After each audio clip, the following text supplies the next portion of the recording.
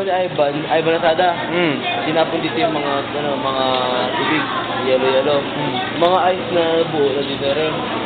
Tapos, siguro after 2 days, or hindi, 1 day lang, kinabukasan nun, medyo okay pa. Kinabukasan nun, tapos, umaga na nakita namin ito, naninilaw ng dahon, nagkaroon ng autumn. Sabi na, ba't yung tinapon nyo sa asin? May ito, bubo po asin nyo, may bubo asin dito. Daming langgam? Asin lang.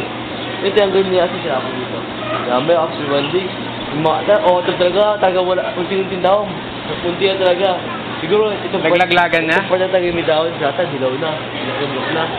Diyan siya.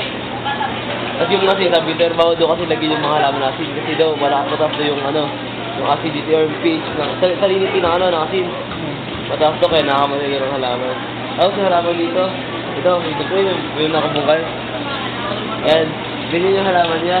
Mamalaki na yun. Namatay dahil kay Ivan din sa akin. Nahawa. Kasi mga pandan dyan na maliliit, namatay din. Pinagalitan ba si Ivan? Pinagalitan. Nino? Ivan, may gagawin ko ba't namatay mga halaman dyan? Oo.